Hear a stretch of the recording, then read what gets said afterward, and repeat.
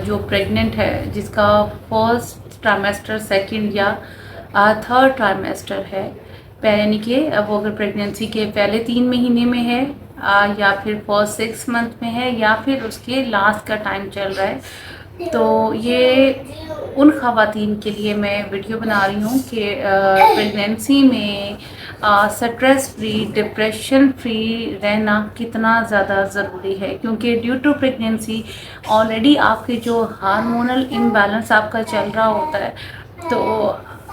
This is very important कि आप during pregnancy आपको मैक्सिमम आपको ये कोशिश करनी चाहिए कि आप जितना भी आपके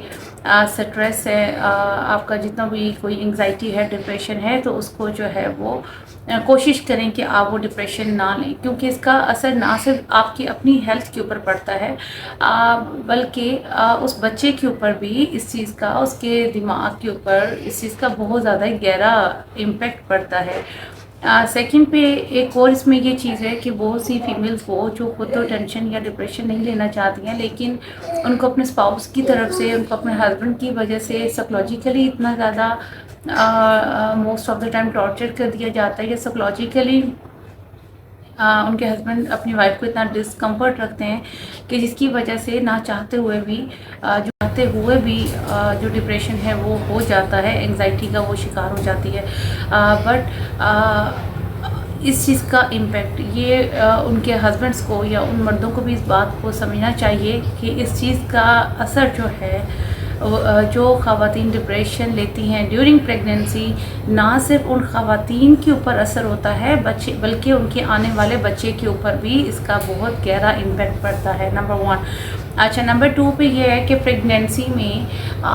बहुत सी ख़वातीन ऐसी हैं जो ऑलरेडी कुछ साइकेट्रिक ट्रीटमेंट्स ले रही हैं, उनको ऑलरेडी डिप्रेशन या कोई भी साइकोलॉजिकल डिसऑर्डर हो सकता है, और क्या उनको during pregnancy medicine, psychiatric medicine का इस्तेमाल करना चाहिए? तो हरगिज़ नहीं। जब कोई औरत प्रेग्नेंट है तो उनको ये मैक्सिमम ये कोशिश करनी चाहिए कि वो किसी भी किस्म का कोई anti depressant, anti psychotic, anti anxiety जो है वो ना लें। और क्योंकि इसका इसका आपके बच्चे के ऊपर एक डीप इम्पैक्ट पड़ सकता है। आप कोशिश ये करें, अगर ऐसा डिप्रेशन है जो आपको लग रहा है कि आपको कैथारसिस की ज़रूरत है, अब ये डिप्रेशन आपके कंट्रोल से बाहर है, then you can go for session. आप सेशन ले सकते हैं, आप साइकोथेरेपीज़ ले सकते हैं, ताकि आपका जो टेनोर है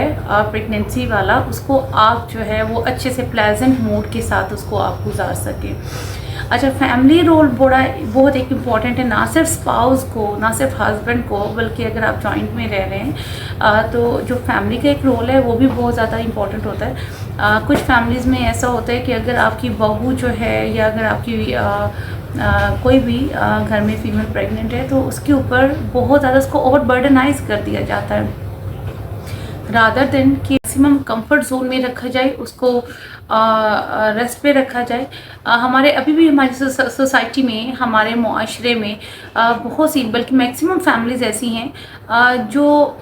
ड्यूरिंग प्रेगनेंसी भी ख़वातीन को ना तो साइकोलॉजिकल कंफर्ट देते हैं और ना ही फिज़िकल कंफर्ट देते हैं, कि उन औरतों को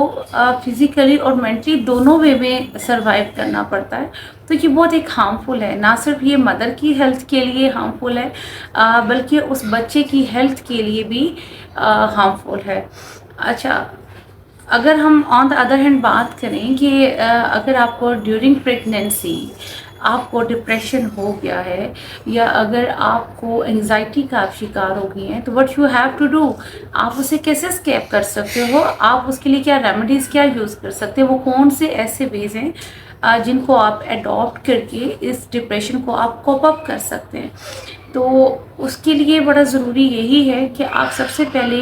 अपने काउंसलर के पास जाएं, अपने थेरेपिस्ट के पास जाएं, आप कॉग्निटिव रिस्ट्रक्चरिंग करवाएं। कॉग्निटिव रिस्ट्रक्चरिंग के 2 फ़ायदे होंगे। एक तो ये होगा कि जब आप फर्स्ट सिटिंग लेंगे अपने काउंसलर से, तो आपको पहले जब फर्स्ट ही सेशन में आपका कैथारसिस हो जाएगा। कैथारसिस ये होता है कि आप एक रिलायबल पर्सन को, अपने थेरेपिस्ट को, उसके साथ during first session whatever you are feeling, आपके जो इमोशंस हैं, आपकी जो हिडन इनसिक्योरिटीज़ हैं, जो आपके हिडन प्रॉब्लम्स हैं, और वो प्रॉब्लम जो आप किसी फैमिली मेम्बर के साथ आप डिस्कस नहीं कर सकते हैं, जब आप अपने थेरेपिस्ट के साथ या काउंसलर के साथ जब आप डिस्कस करते हैं, तो आप स्पॉन्टेनियसली आप रिलैक्स हो जाते हैं। और जैसे आप रिलैक्स होते हैं, आपका डिप्रेशन आपका रिलीज़ होता है, और ऑटोमेटिकली आपकी जो फिज़िकल सिम्टम्स आ रहे हैं, लाइक कुछ पेशेंट्स का, फीमेल्स का डिप्रेशन की वजह से ब्लड प्रेशर बहुत हाई हो जाता है। और अगेन कि एक बड़ा एक नेगेटिव साइन है कि ड्यूरिंग प्रेगनेंसी आपका ब्लड प्रेशर हाई नहीं होना चाहिए आपका। अगेन उसका भी इम्पैक्ट बच्चे के ऊपर पड़ता है, उसकी कार्डिक एक्टिविटी के ऊपर पड़ता है, उसकी ग्रोथ के ऊपर पड़ता है। अगर वो ख़वातीन जिनका अक्सर प्रेगनेंसी में ब्लड प्रेशर हाई रहता है, तो उनके बच्चों में